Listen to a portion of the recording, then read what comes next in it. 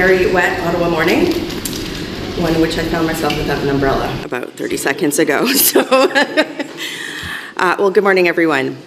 Today I'm announcing that Conservatives will introduce legislation to amend the Criminal Code and restore the value of Canadian citizenship by ending the practice of judges considering a non-citizen's immigration status in sentencing.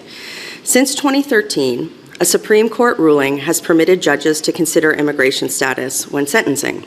This has been seen in several recent high-profile cases.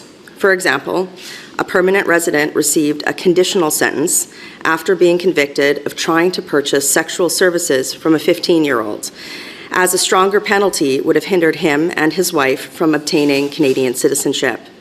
Another non-citizen in Canada on a visitor's permit was convicted twice of groping an 18-year-old woman's genitals at a bar, yet received a discharge to avoid a permanent criminal record and to allow for an appeal of their deportation. Anyone seeking residence or citizenship in Canada has responsibilities as well as rights. When it comes to sentencing non-citizens, Canada has essentially adopted a form of two-tier justice where judges can and have given lighter sentences to individuals who are non-citizens by virtue of this ruling. This offends all principles of fairness that should be foundational to our justice system. This is why, once the House of Commons resumes this fall, Conservatives will introduce legislation to amend the Criminal Code to rectify this issue. Our bill will add a section after Section 718.202 of the Criminal Code, which will expressly outline that any potential impact of a sentence on the immigration status of a convicted non-citizen offender or that of their family members should not be taken into consideration by a judge when issuing a sentence. I want to be very clear. The vast majority of Canada's immigrants and temporary residents abide by our law. But removing non-citizens who have been convicted of serious crimes is a no-brainer, and it's one which the Liberals have failed to act upon. By contrast, Conservatives will always fight to protect Canadians, the value of our citizenship, and the safety of every person who lives here. Becoming a Canadian is a privilege, not a right. Thank you. You already have a private member's bill on notice about online harms. Is that one taking a back burner to bring this forward, or is another Conservative MP going to present this PFE? Stay tuned until the fall. And on the by-election, I'm just curious, do you think that Pierre Poilievre needs to have at least 80% vote in that to maintain caucus support? Well, what I can say is I was out in Battle River Crowfoot last weekend, and there was a lot of enthusiasm and support for both him and our party on the doors. I think that the residents of that area are, knowing them well, some of the people who have been most let down by the Liberal government, and where our party's message and Pierre's message has resonated. So he's working hard, and it's nice to see the uptake from that community. Do you support the bans that are in place on hiking and other recreational activities in forested areas in New Brunswick and Nova Scotia, given the wildfire considerations right now? Sure. Well, first of all,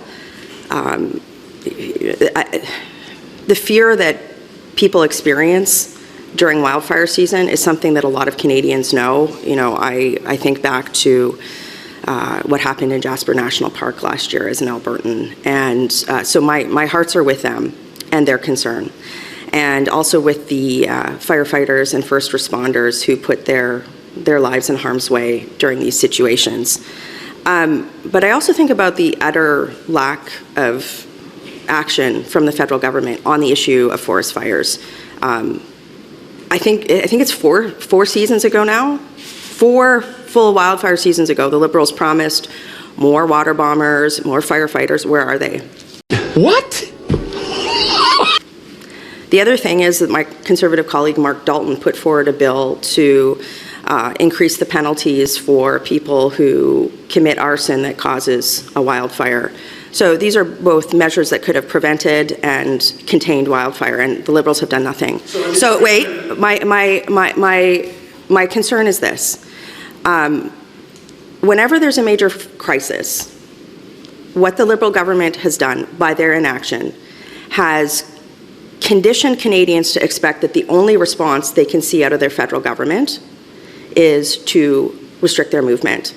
And again, I understand that people, I understand the fear and concern of people in the Maritimes right now, but that the only response they get from their federal government is a tacit, well, I guess you're going to have to restrict your movement. That's not right. So, today we're calling upon the federal government to actually get serious about this issue, pass our bill, put forward the resources that they promised so that Canadians aren't put into this situation. I see this as a lack of responsibility on the federal government. Should the federal government intervene to stop an Air Canada work stoppage? I was really excited to see our party leader, Pierre Poilievre, come out and re-emphasize the need for legislation that we put forward in the last session. My colleague, Leanne Rood, put forward a bill regarding one of the flight attendants' key concerns, which is unpaid wages for while they're performing duties that are essential to passenger safety. And as somebody who is a frequent flyer, I think they should be paid for that too. So I hope that the union and management can come to an agreement on this, but certainly the principles that were contained in that bill last year are things that we stand behind as a party. Just on the by-election, you didn't answer specifically. Does he need to maintain around 80% support for caucus to still back him? Is there any concern that he's been out of the conversation too long? I want to be very clear. Our caucus supports our leader, Pierre Poilievre.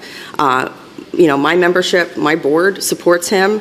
And when I was out on the doors in Battle River Crowfoot, there's a lot of support for him too. So that's what I'm focused on. And again, he's got a very strong team behind him who, supports what he's doing and his commitment after, it's been a long and tiring year. So I'm looking forward to having him back in the House so he can be doing these announcements.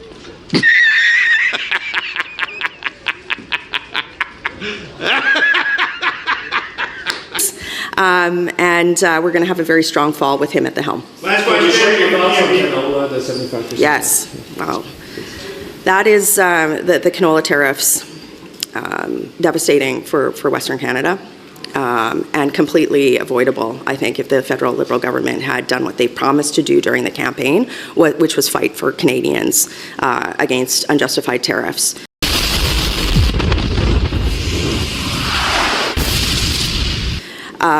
Last week, my party leader did announce, in the middle of a by-election, some pretty serious measures that will protect a wide variety of industries. But where are the Liberals on this, right? Where are they? Why aren't they out here today having a press conference on this? This matter needs immediate reaction. As a Western Canadian, I cannot stress how devastating this is to our economy and to our agricultural producers. So yeah, it's serious, and I expect immediate action out of the Liberal government. Thank you.